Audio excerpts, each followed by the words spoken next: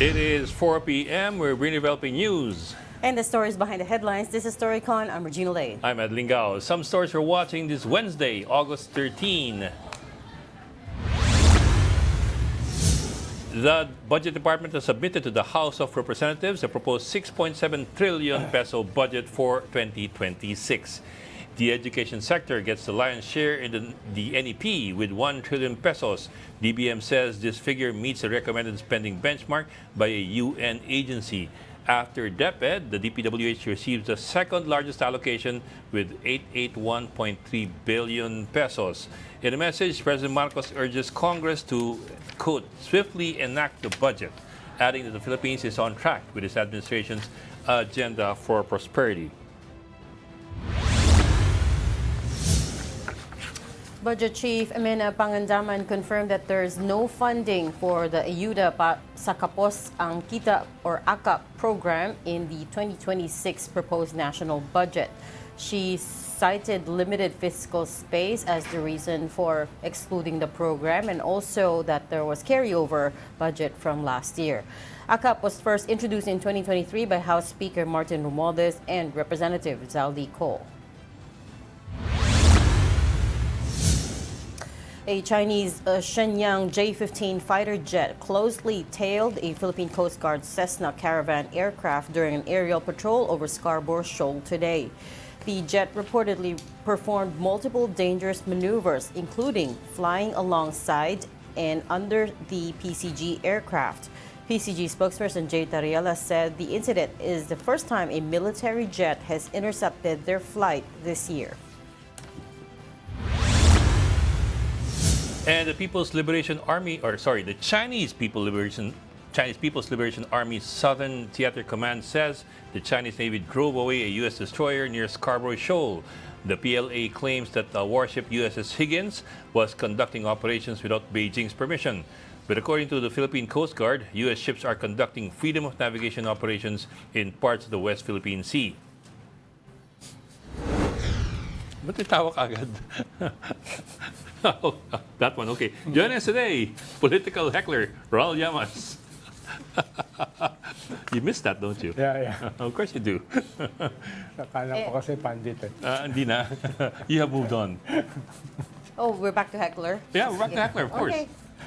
And all the way from Parañaque, we've got Philippine Star Editor-in-Chief, Amy Pamintuan. Hi, Amy. Hi, Ami. Hi, everybody. Good afternoon. Good afternoon, everybody. Parang kang Hawaii na Hawaii, ah. Wow. Red with flowers. Madilim dito eh, hindi pa bumabagyo dyan. Parang summer. Malis na siguro, pero makulimlim pa rin. May pagka-konting Lito Atienza, no? Parang People's Liberation Army. Uy, nasan si Lito Atienza? Parang PLA eh, People's Liberation Army, oh. PLA and Liberation Army Navy. Actually, it looks more like a maple leaf. Oo nga, maple. parang Canadian na hilaw. Canadian maple leaf symbol. Okay. Ang Dami. Tawa kayo ng tawa. Ito na, 6.793 trillion pesos is Yes. the budget for 2026 that the executive, meaning Malacanang, is proposing.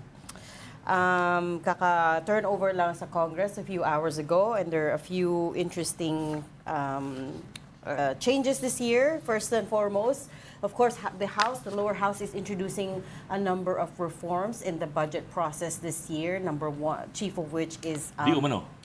Di umano. We have to see it. Oh, yeah, of course. Di umano. Okay, di umano. Di umano. Okay, wait, since they're flashing the graphics, let me read through them. Education, 9 to 8.5 billion pesos. Public Works is a little over 881 billion pesos, and then followed by health. Kasama na dito ang DOH and PhilHealth, i.e. Universal Healthcare. We've got defense at just under 300 billion pesos. Interior and local government is 287.5 billion. Agriculture and its attached agencies is 239.2 billion. Social welfare is 227 billion pesos flat. Transportation is 198.6 billion. The judiciary is getting 67.9 billion, and labor and employment 55.2 billion. So these are the top 10 departments. Wala tayong comparison from Allocation. previous year. Wala Yeah. pa, but during the press conference, Secretary Amena Pangandaman pointed out that tumaas yung education, of course, and bumaba yung DPWH in terms of comparison from this year, 2025 budget versus 2026 budget. Ilang kaya dyan yung flood control sa DPWH? Well- Sabi nila kasi meron pang large chunk dyan Oh. na flood control. So we have to monitor that. But remember, si Secretary Bonoan told us they're probably going to ask for a little over 250 ba yun? 250 billion. 71.7 billion. Only? 2026 total flooding project nationwide, 71.7 billion. Under DPWH. 235.1 billion for flood management, DPWH. For the MMDA, which handles flood control in Metro Manila, 2.6 billion. So, flood management and flood control together is 300 billion, thereabouts. Ano ba yung flood management? Ano?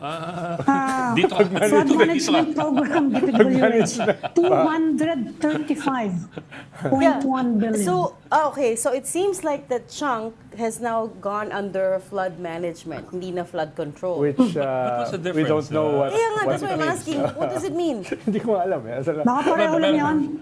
Baka ni-rename. Oo, baka Pero rename lang. interesting, Tama si Abby. ila-livestream daw ng ila-livestream ng House. And sa Senate, ang minority pa lang ang nagpo-propose ng live streaming ng budget deliberation. You mean at the Tapos BICAM? nangako si Senator Win Hindi, pati yung Gatchalian. The committee? Pati yung committee level, yes. Pangako, committee level pa lang yan. Pangako ni Win Gatchalian, wala na daw, hindi daw niya siya yung hindi daw niya papayagan yung insertion. Last minute budget insertion in the BICAM. Si Win Gatchalian ang head ng Finance Committee sa Senado. Yeah. Hindi daw niya papayagan. Speaking of insertions, there's no budget for ACAP next year. No, Ito yung very controversial Yes. what do I Insertion call sa it? Budget. That was Kasi wala talaga siya, sa 2025, wala siya sa National Expenditure correct. Program. It was inserted Talaga by the namang wala House. siya. And the Senate. Both chambers. Both chambers yun. Di ba Both chambers. Both chambers dinelete yun. ng Senate? And then it was Hindi, restored in the kasi BICAM? in-announce ni Grace po 21 billion for the that's in the BICAM House, na. yung ACAP, That's in the and BICAM. 5 billion for the Senate. That was in the Umayag BICAM. na yung Senado. Yeah, that was restored in That the was in the BICAM. BICAM. Yeah, that was the final BICAM. Pero Pero wala siya sa NEP. BICAM na yan. wala siya. The point is wala siya sa Wala siya sa original. Comparatives, you want comparatives. Okay, in NEPTO, National Expenditure Program, for this year, Public Works proposal for next year pala. So, for next year's proposal, it's 881.3 billion, di ba?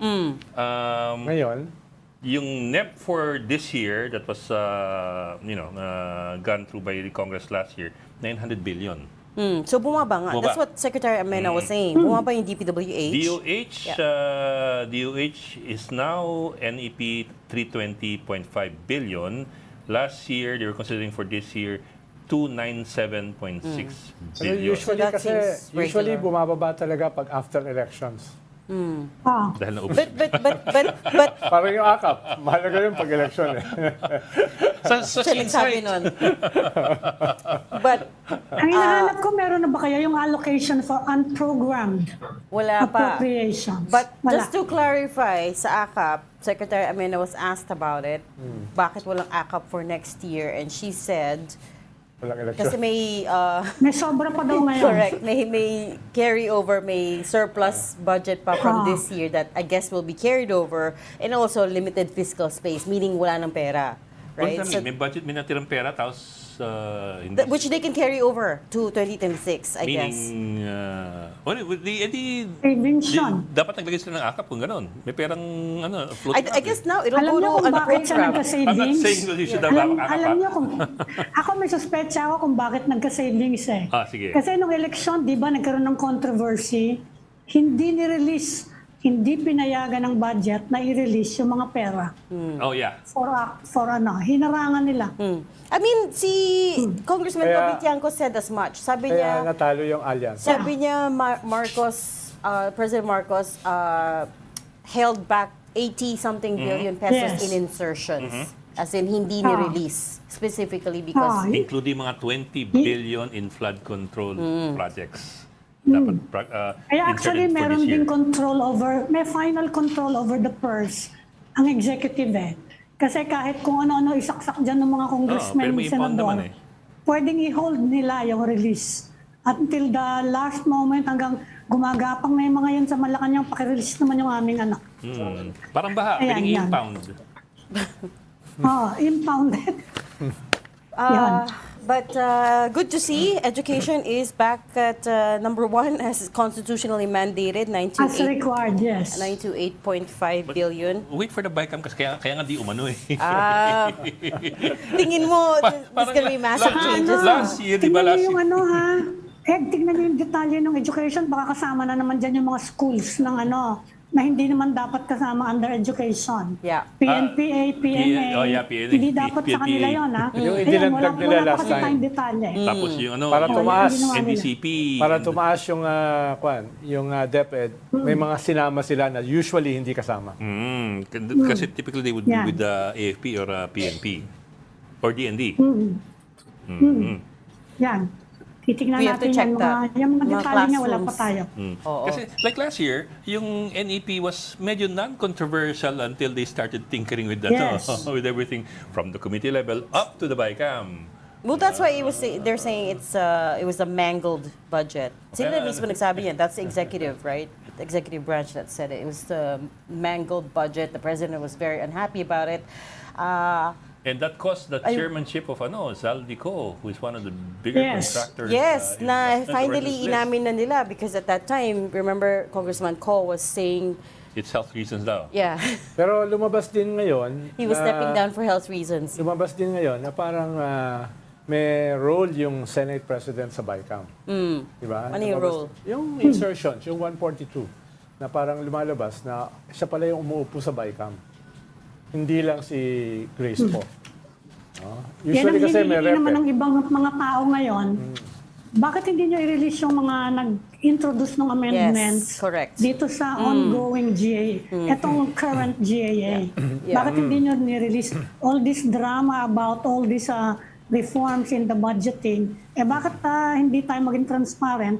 Sino ba yung mga member in the first place? Sino yung member ng BICAM? Sige nga. Okay, let's take a step back. Before pa mag-BICAM, meron ng small committee. So ito yung group that Congressman Tiangco has been pointing fingers at na may pakana ng insertions, right? The small committee members, we know who they are. That's the appropriations chair. That's the vice chair. That's the majority leader. That's the minority leader in the House for the 19th Congress. So alam na natin who they are, right? So it's just unclear at this Pero may point. mga kanya-kanya din yan na mga member na eto naman pakisama naman to amendment. Yun na nga. May mga ganyan Oo. din eh. Exactly. So who asked for what is the question here. At saka ang sinasabi lang nila, ang BICAM kasi buy eh. Dalawa yan. No? Takes two to tango. Oo, takes two to tango. Di ba? Di ba? Lumalabas lang yung isang buy nitong after several months. Pero limawa, nagreklamo yung iba. Bakit kami nasisisi doon sa zero budget ng PhilHealth? Yung isang buy ang nagkwanyan. Yung mga ganun ba na Isang kaya bahay, ngayon sinasabi mo na kailangan magkaroon ng accounting dun sa sino ba ang mga nagbawas, sino nagdagdag. No? Dahil lang ngayon kasi nakukuha natin puro mga bakbakan lang eh. No? Na very vague without any specifics. Actually, And yung the problem DBM alam is, yon. They Yung would DBM know. dapat alam nila yon. No? But they're not part of the committee the Hindi, small alam, committee. sila yung gumawa sila yung crucial sa paggawa ng NEP eh. Oh. Pero Saka minomonitor nila lahat yan eh. hindi ba Hindi nila alam kung sino. hindi nila, I don't think they would know. Hindi ba Hindi nila alam kung Hindi, sino. Submit nila, and katulad then- yung 142, sinabi ng DBM, totoo yan. Oh, ibig sabihin may mga alam sila eh. No? May mga alam sila. I think what they mean, Bok, is hindi siya first-hand information. It's something that the DBM may have just learned from other sources. Hindi gaya ng ano. But they weren't in the room, is they what weren't we're trying to say. They were part of the Nasabihan- negotiations. At the end of it, mabibigyan lang din sila ng report saying, here is what we've decided on for next year. Ang sinasabi nga ngayon ay yung allegedly nasa room, hindi pala yun ang nasa room. Talaga? May mga iba palang tao na nasa room. That were not supposed to be there. Oo, yun ngayon yung lumalabas. Di ba, Ami? Importante na i-live stream siya. Yes. Kung matutuloy ha. Yes. Kasi yung House mukhang itutuloy na nila. Ewan ko sa Senate dahil proposal pa lang ng minority. In the meantime, gusto daw ni President Marcos na i-push yung Freedom of Information Bill. Ewan ko kung matutuloy yan. Ang tagal-tagal na yan. Bata pa ako, pinupush na yan. Ang Tingnan tagal na. natin kung ano. Tingnan natin kung ano. Tingnan natin kung Station na pala. matutuloy. Bakit bata pa naman si Ami What are you saying? Hindi, baka mamaya, elementary pa lang siya, pinupush na yun. Baka unicameral pa lang nun. Are you two boys really joking about a woman's age on air? Siya nagsabi. Siya nagsabi, bata pa siya. Ano, may equal opportunity agreement kami. Bata pa ako. Equal opportunity, Tanda na ako, miyado. hecklers. Asarin mo lalaki, asarin mo babae. Okay lang yan, pare-pare yan. Di ba? Okay lang, okay lang. I learned all my wrinkles, okay lang ako dyan. Anyways, Coming from Ronald, sa loob, no? Gen Z siya, remember, sabi niya. Gen Z nyo. Gen Z yung puso ko. Gen Z. Mga Gen Zombie na yun. O, teka. Okay, anyways, coming back to, ano yung, freedom of information, yes, matagal na yun. But, I mean, okay, The nature kasi You have ng to give them- insertions, wala naman niya resibo eh. wala din minutes of the meeting. Bulong yan eh. Oo. Diba?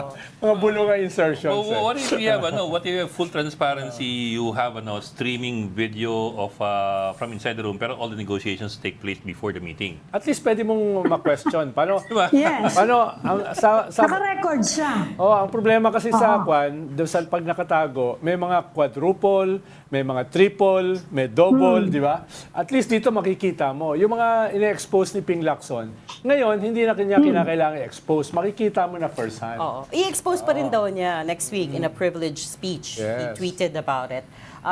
The other interesting thing today was si Congressman Sandro Marcos, who of course is House Majority Leader, was ambushed on the sidelines of the press con this morning, and sabi niya he agrees that the House cannot be the one to investigate the anomalies in the flood control projects, because how can a body be the one to investigate itself? At hindi rin pwede ang DPWH. Hindi Hindi rin. naman daw DPWH. Well, yeah. It's DepDev. Yeah, Yeah. napunta na sa DepDev yung Pero responsibility. nung original nung SONA kasi, Yung ang, dati niya ang pinapa-investigahan ng presidente, yung DPWH eh. Correct. Buti ngayon, binago na niya. Oo. He was also asked, Congressman Marcos was also asked if he had any comments on Congressman Zaldico, as we were just saying, because apart from the fact na he had a role in the appropriations, I mean, he was appropriations chair last year, yung company that's linked to him, SunWest Construction, is now back in the headlines because nga number Number 8 sa top 15 contractors of flood control projects. Kaya nagreklamo si Senate President Chis Escudero. Bakit ang focus nyo doon Yung sa 1%? 1%. Hindi yung 99%. Hindi pero, yung pero yung 1%, yung 1%, 5 billion yun. Plus. 10.6 billion yan, ha? Oo, plus. Hindi siya 1, Nakakahilo hindi nga siya yung 1M. mga amount, But ano? anyway, is that the point? The point as well. The point as well is, okay, Sa kanya galing yun, ha? Bakit yung 1% ang ina-investigahan nyo?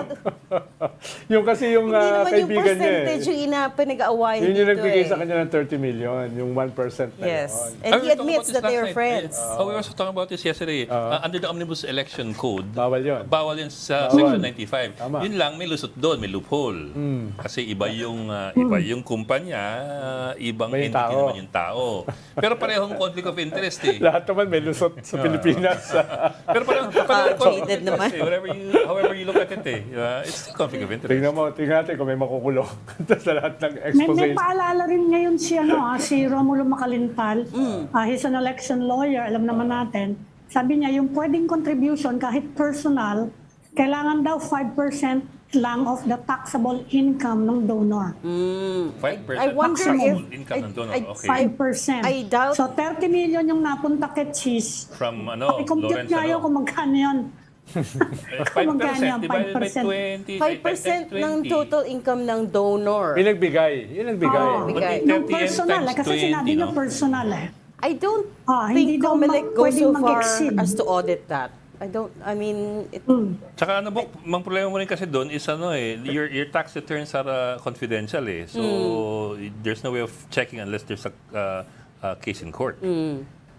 30 million Kung iimbestigahan nga yan times 20. for, yan na nga, for So, graft, 600. pwede mong kunin yung 600 income million. tax return.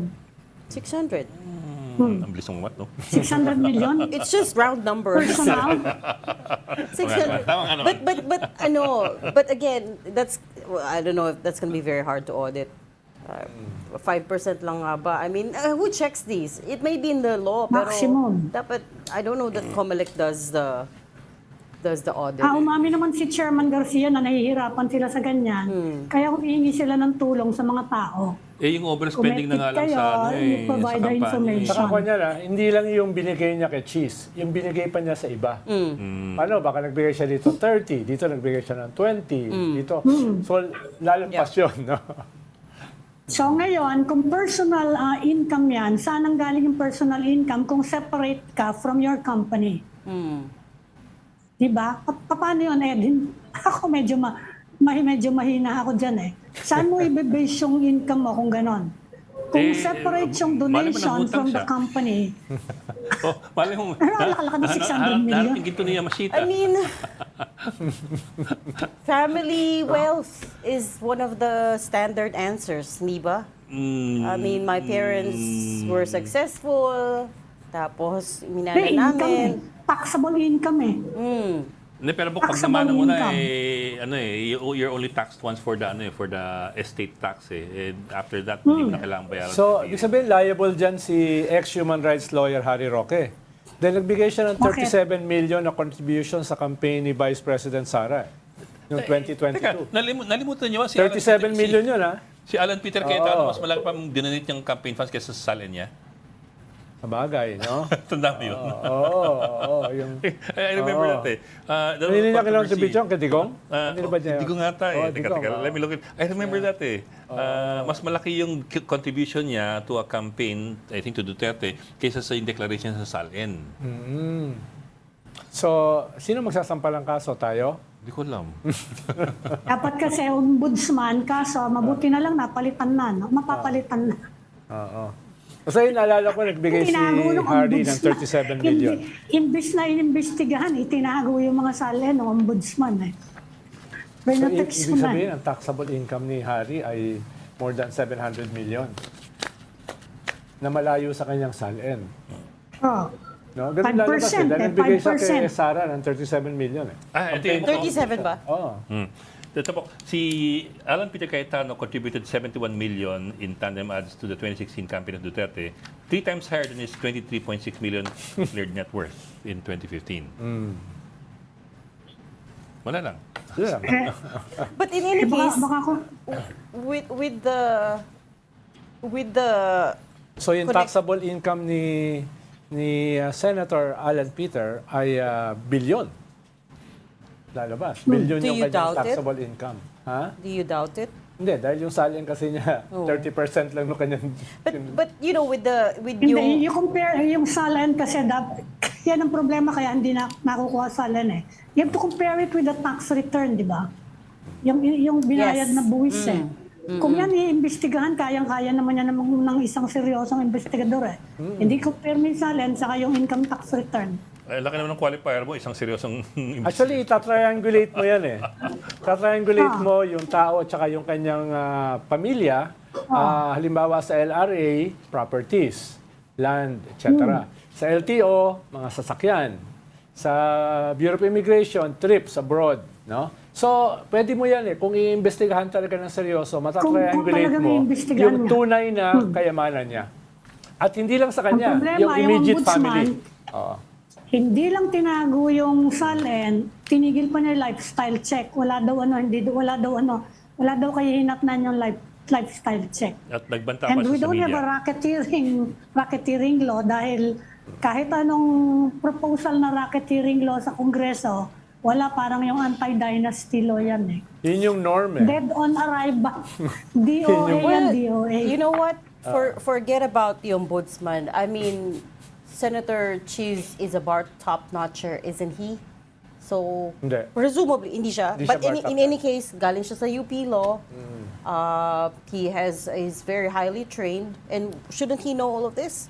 That there is an omnibus election code prohibiting donations from... Bakit ang dami mong premise na palibas ng Yubilo eh?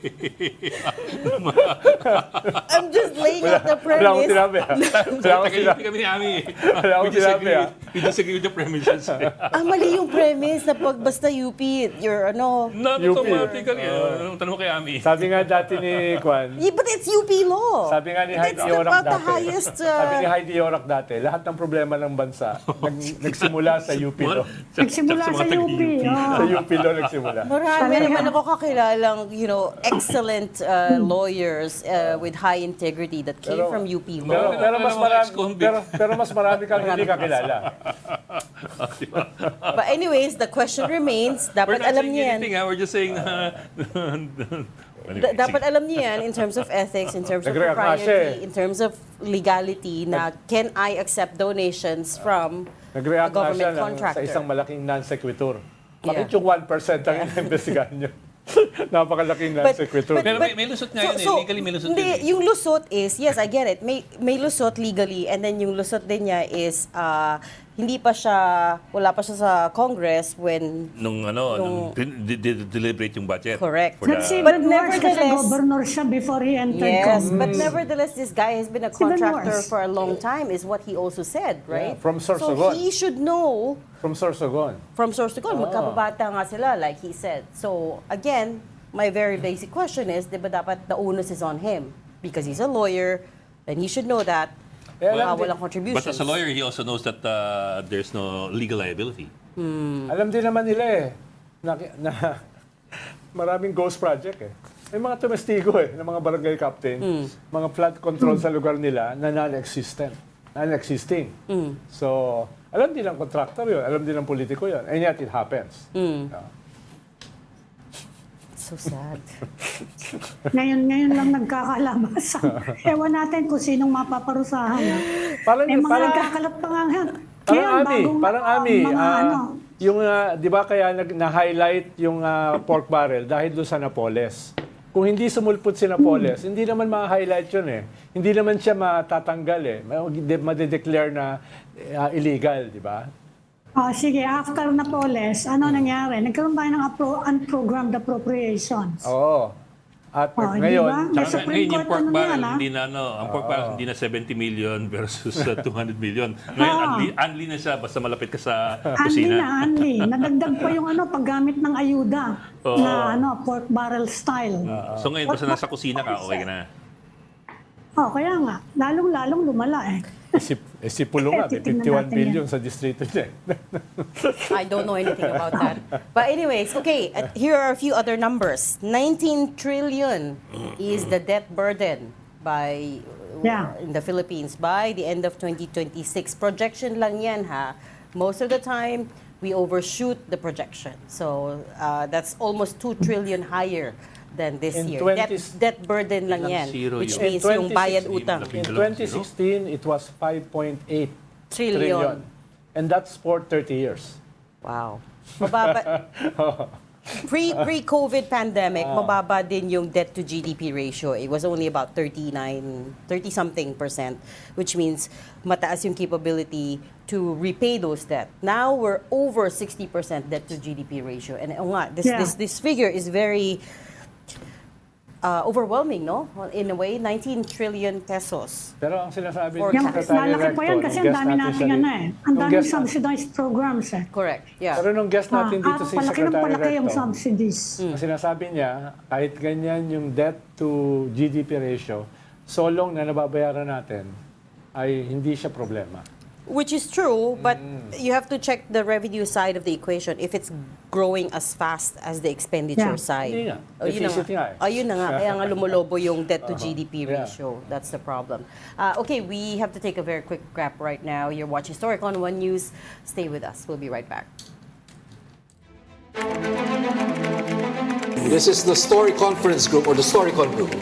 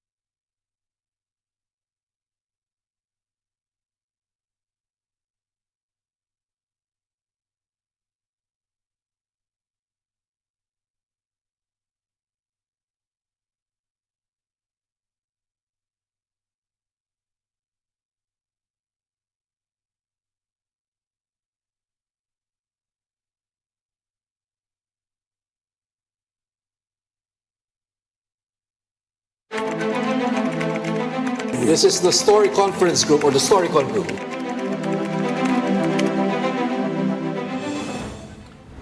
We've got developing news in the stories behind the headlines. Welcome back to Storycon, the Story Conference. I'm Edlin Gao. And I'm Regina Lay, still with us. I'm Ipamidun of the Philippine Star and political heckler Ronald Llamas. Let's bring in our guest for the day. We've got Tingog Party List Representative, Congressman Jude Isidre. Good afternoon, Congressman. Good afternoon, sir. Good afternoon, Good afternoon Congressman. sa inyo lahat. Long time no see. Kaya nga po, it's a pleasure to be back, sir. Sir, first and foremost, I want to clarify something. Are you still House Assistant Majority Leader? Oh, I'm no longer part of the Rules Committee. I have been recently appointed as chairperson of the Committee on Higher Education and Higher and Technical Education. What happened there? Did you resign or did you ask for to be moved or what? Well, the opportunity to be committee chair was there, and normally you cannot be. The role of deputy majority leader is equal almost to a chairmanship. So usually you have one of the positions. So your preference is the committee? Yes, I prefer to stay with the Committee on Higher Education. Or Okay. kung nakapasok ka sa Commission on Appointments, usually hindi ka na Deputy Speaker. Okay. Mga ganun ba? Sir, makikichismis muna kami. Ano po? Diretso ko na. Sir, well, I understand that you came from a meeting. Could you give us an update on what we can expect from the House, especially with the submission of the NEP to the lower chamber? Well, yes, today we were able to receive na officially the ceremonial turnover. I was there this morning when we received the National Expenditure Program, and based on the initial presentation of Secretary Pangandaman, syempre mas happy yata ako for the first time. The funding for education, both basic and higher education, has actually reached 4% of the GDP as recommended, no? So magandang pangitain that priority is being given to education as well as to the social services. And in this afternoon naman, we had the turnover of the NEP dun naman sa civil society observers. And this is one of the 3 or 4 budget reforms that the Speaker and the Committee on Appropriations have actually introduced for this budget season. So you Sino had... po yung civil society observers? Sino po yun? Civil society They come observer? from different NGOs and CSOs. Some would have a more technical understanding of the budget, like Social Watch is there. Tapos may iba naman that come from a more sectoral perspective. Kasi the role naman of the observers is not just to make sure that there is technical compliance with the budget making process. Pero nandiyan naman ang kagustuhan din natin magkaroon ng saktong sectoral or sectoral context to the budget items that are being proposed. So we have sectors represented like even for children, for women. Then we have like PLCPD is there, Child Service Network is there. And many of these NGOs and people's organizations have actually been working with Congress on many other legislative efforts. Kung open pa Po naman yung yung... ibang reforms? Sabi nyo, 3 or 4 ba yung reforms? The other Ano pa yung reform iba? is the abolition of the small committee. So wala na yung small committee. And then, of course, the open BICAM process. Yun po yung mga reforms na na-introduce po for this budget season. So kung open pa yung membership ng mga civil society, pwede pa silang mag-apply at sumama? Well, for now, no, kasi ang appreciation talaga nun was to make sure na mula sa simula talaga that starts today, nandyan na po talaga ang participation niya. That's why nga na inabot sa kanina at least ceremonially, but since the NEP naman is available online, nagsimula na yung participation nila until the very end of the process. So ang siguro mangyayari na lang dyan, sir, no, kung meron pang iba, many of the NGOs involved are actually federations of NGOs, like Code NGO is there. So we can work along the same ecosystem. Siguro yung mga partner NGOs nila that connected. Because understandably po, this is only the first time that we're, at least on an institutional level, Congress is doing it. The House, at the very least, is doing it. So, syempre, there are some adjustments, some improvements that we have to do just to ensure that this becomes a really enriching and a very active participation, allow for active participation on the part of the observers. Why? Gusto mo mag-apply? Mag-apply ka ba dapat? Pinag-iisipan ko. But these civil society organizations, can they ask questions? Or they're just there to observe? Mas Their symbolic pa yan. participation would be limited by the rules of Congress, no? So what we're doing is for every given week that they do, kasi there's a schedule naman, no, that will be relayed to them. For every week we will assign, because this is being done in partnership with the CPPRD, the budget research group of Congress, no. So there will be a huddle, kumbaga there will be a small group session every week wherein we will look for legislative champions who can serve as who can articulate the concerns of these NGOs in the committee level at the very least, or at least in the plenary as well. So yun yung concession, and also they'll be given one day wherein the budget will be presented to them and they'll be able to raise questions, but that will not be part of the budget briefing process. At what point would that come, sir? Yung one-day budget presentation? That would be... We're expecting it to, we have yet to hear from the Appropriations Committee as for the exact date, but we're expecting it should be at the early stages of the budget process. Meron din ba kayong iniisip na internal reforms related to flood control? Kasi sabi ng DPWH ngayon, medyo they admitted na medyo nahihirapan sila to link. Alam naman natin na nililink na yung mga congressmen to certain questionable flood control projects. May naiisip din ba kayo na reforms along that line? Well, to be fair naman kasi to Congress, we only do, what we do is we appropriate, we make our suggestions. But in the end, the whole entire procurement process is being handled naman by the implementing agency. I think, for just to put things in the right perspective, no, not saying na we're absolving everyone of a bit, but I think the proper response really is to strengthen the institutions that are responsible for the implementation of these projects. And part of strengthening these institutions is imputing accountability. Diba? This implementation of projects are within the purview of the executive. And therefore, whether it's a congressman, if there's any, no?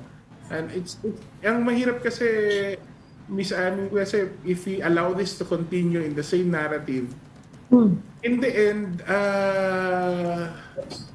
there becomes a tendency to have hasty generalization eh. Una, flood control program, masama na kaagad, di ba? Well, in fact, much of the flooding, even in Metro Manila, has been solved because of all this infrastructure that has been being implemented, di ba? Siguro ang tanong is, gano'ng ka-epektibo ang design natin? And part of that also is making sure that the right projects are being done at the right places and that the procurement rules are being followed. I don't think that's the right premise, Kong, that most of the flooding in Metro Manila has been solved. We saw that just a couple of weeks ago when we had those two I back-to-back. live in Marikina, no? I live in Marikina. Yeah, but that's just In Marikina. Yeah. I live in Marikina, and then the flooding really, for the last couple of weeks, no? Kung nangyari to dati, the flooding would have been already pronounced. And Yeah. then, but significantly, kita talaga namin na mabilis bupa yung baha.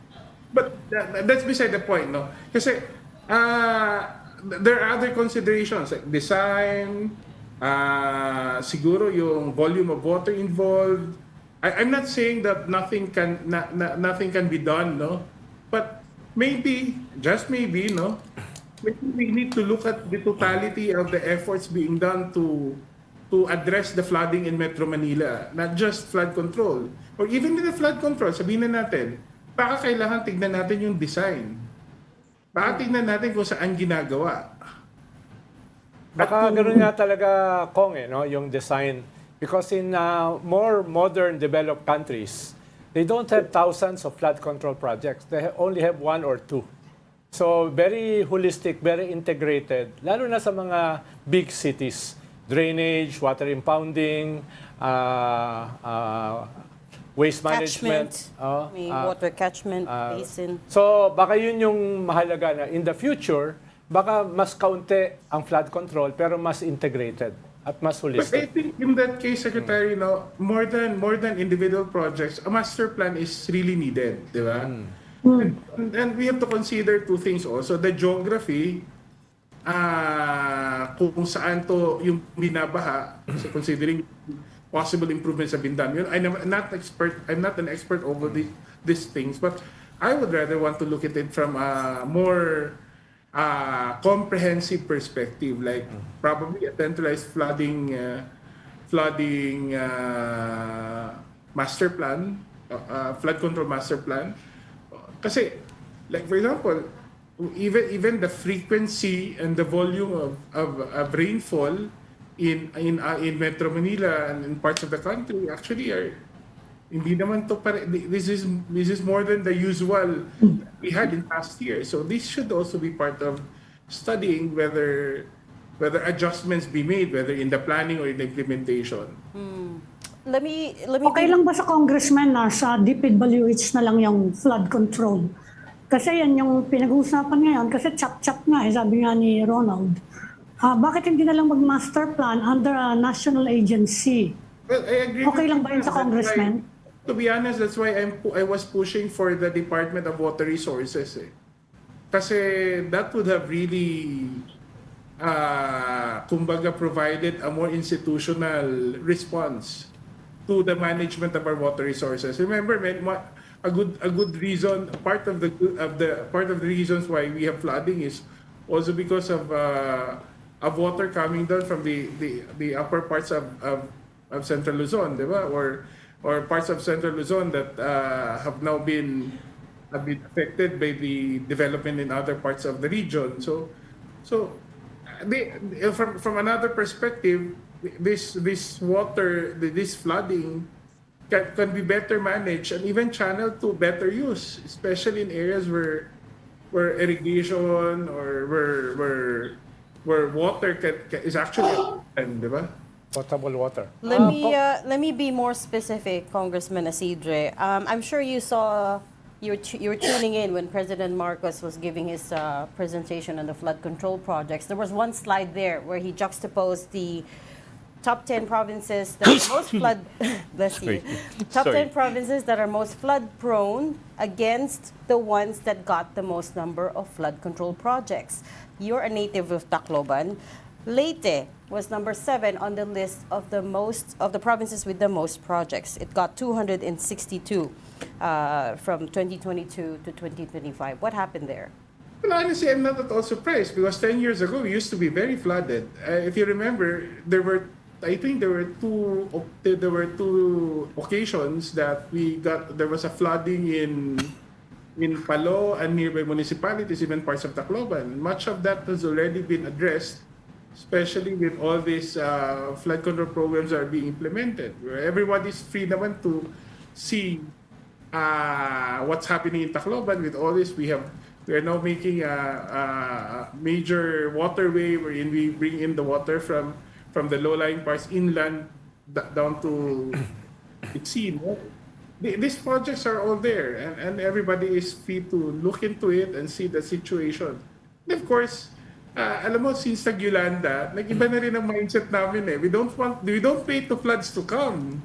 We've been very active making sure that the right infrastructure is there. So I really do not know that because it's unfair naman to simply limit of observation by comparing and contrasting the two lists that was presented with the president. Although, of course, we're very happy that the president gives us that perspective, no. But for me, somebody who comes from Tacloban, I saw the improvements in our flooding situations over the last couple of years. Second, I've also seen how we've shifted our mindset from merely responding to actually anticipating. That's why we've been putting all this infrastructure, because we had the worst of it 10 years ago with Typhoon Yolanda. So whatever intervention government can, and being their elected representatives have been really pushing for more and more disaster-resilient infrastructure in the region. On a different note, Congressman, a more controversial note. Sabi ni Senate President Chis Escudero nung isang araw na may demolition job daw sa kanya. At yung demolition job ay nanggagaling daw sa lower house, sa Kongreso. Meron ba kayo nababalitaan na demolition job diyan? With all due respect, Secretary, the Senate President, for the sake of the institution, should start naming names. Diba? Okay, two things that I've been hearing from the Senate, with all due respect to the other chamber. If it's not ad hominem, it's shifting blame. Diba? It's about time, if they really have a case, they should just name things. You haven't heard members of the House provide ad hominem comments. Not even when arguments where we had passionate arguments in the middle of all these issues. We've always maintained respect, if not for those we disagree with, but for at least the institution they represent. And I hope that the Senate will provide the same level of respect and courtesy to a co-equal branch of government. Gusto daw siyang tanggalan para matuloy yung impeachment trial ni Vice President Duterte. Meron bang ganong role ang House? Kaya ba yun ng House? To engineer that kind of leadership change in the Senate? To change President of the Senate, only senators can participate. Diba? Hindi naman, well, ang galing kasing gumawa ng kwento sa Senado. Parang, I think, Miss Abby, wag na lang nating patulan.